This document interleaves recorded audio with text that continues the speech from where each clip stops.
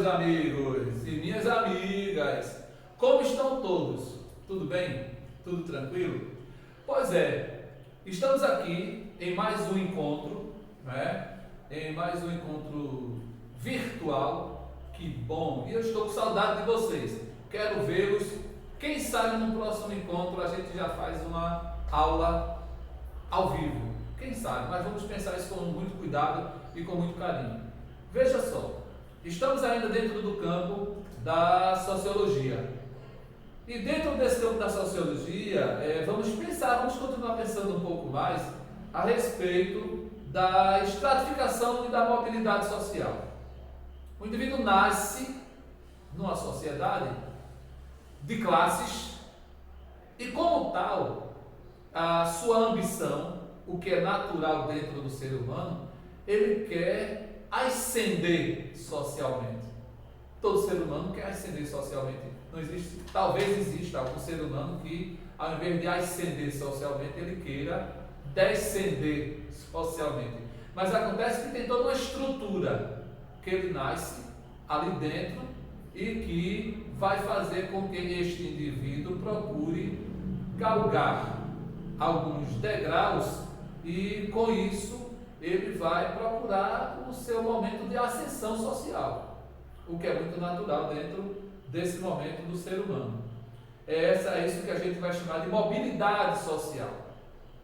Na mobilidade, ele nasce ele nasce com um padrão social e a tendência é ele ir ascendendo socialmente, dentro do que nós entendemos daquela chamada pirâmide social.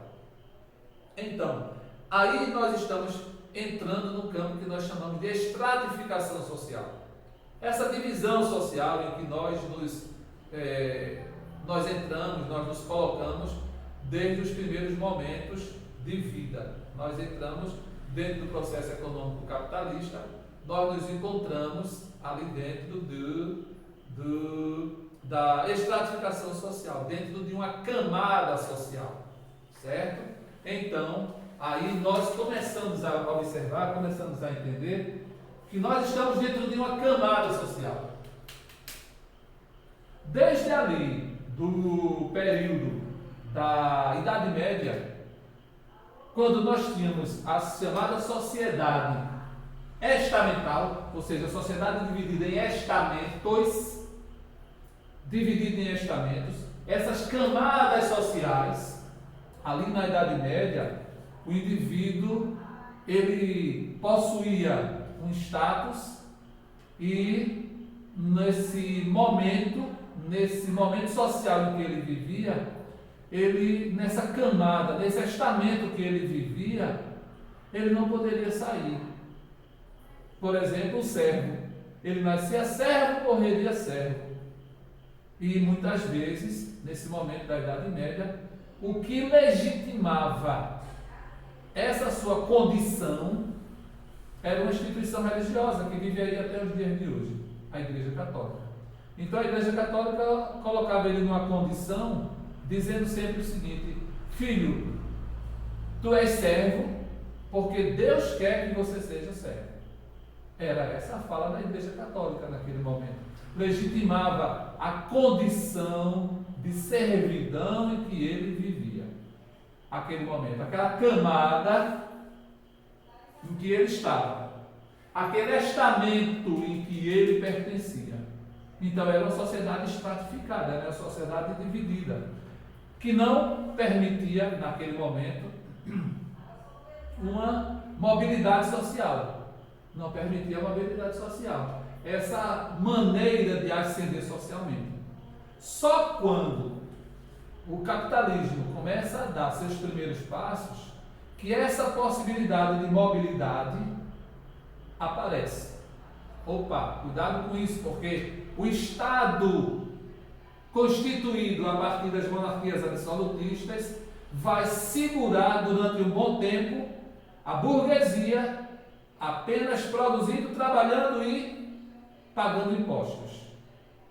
Mas vai existir a burguesia e vai existir a nobreza. Só que em determinados momentos históricos, essa burguesia vai fazer suas revoluções, a inglesa, a francesa, são marcantes, tá? Não esquecendo dos Estados Unidos, a guerra em que os americanos do norte, os nascidos ali propriamente na América, se revoltam e se estabelecem enquanto um Estado de democracia naquele momento. É preciso pensar esses 3 momentos históricos em que a burguesia ela deixa de ser uma categoria, uma classe, uma camada oprimida e passa a ser uma camada revolucionária neste sentido. Entendeu? Então, vai ser o capitalismo que vai dar esses passos, no sentido de permitir, com suas democracias, depois das revoluções, chamo novamente a atenção a Revolução Francesa, a Revolução Inglesa aí nos Estados Unidos, com esses momentos políticos que invertem e permitem que o indivíduo, dentro ali do capitalismo, ele possa ascender socialmente. Portanto, ele sair de uma sociedade em que havia um certo congelamento social e ele passa a vivenciar a sua mobilidade, com algumas oportunidades, principalmente, e até os dias de hoje, algumas possibilidades que vêm a partir da educação. É bom pensar a respeito disso. Não vem apenas a partir do processo industrial. Mas para que o indivíduo faça parte desse processo industrial, ele precisa passar pelo processo educativo. É assim que funciona. Então veja, o que durante muito tempo foi tido como fenômeno comum, o estabelecimento de camadas, o estabelecimento de uma hierarquia, o estabelecimento de donos de poder, durante muito tempo, com o processo revolucionário, essa situação se modifica. Mas é preciso saber, é preciso continuar identificando que nas sociedades capitalistas, principalmente aqui no Brasil, essa relação de donos de poder ainda existe. Existem poucas famílias, no Brasil principalmente, que detêm o poder econômico deste país. O que é bastante injusto, porque gera uma miserabilidade grande. Por onde você andar neste país, você vai encontrar isso.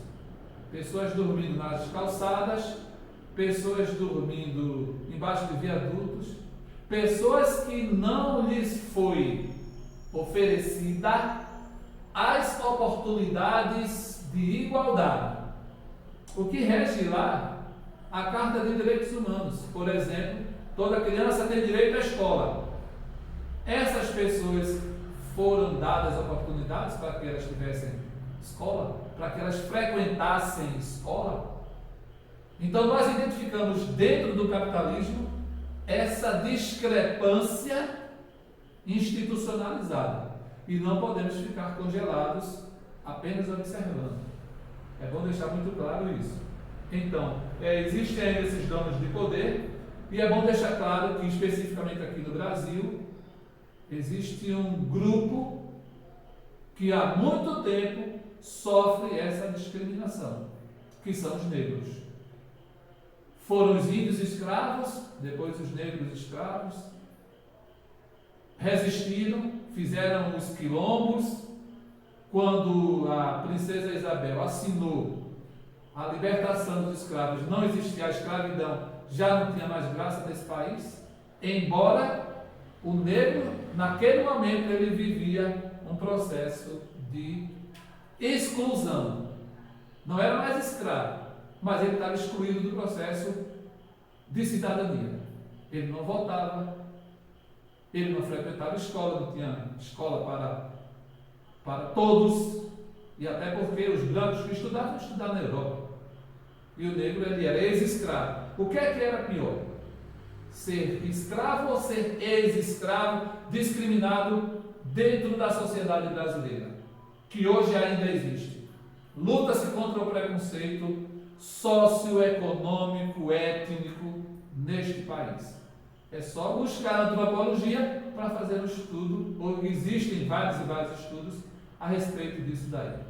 Entenderam, meus amigos? Então a gente está tratando de estratificação social, de mobilidade social, de desigualdade social, dessa vida em camadas, dessa vida estratificada, dessa vida separada, dessa vida dividida. Para que vocês possam melhorar, ampliar as vistas de vocês, deem uma olhadinha, tem aí alguns textos nas páginas 185 até 189. Leiam os textos 1, 2 e 3, para que vocês fortaleçam este assunto dentro desse momento que a gente está vivenciando. Eu vou repetir. Leiam os textos 1, 2 e 3 nas páginas 185 até 189. E no nosso próximo encontro a gente dá continuidade. Beijo grande para vocês.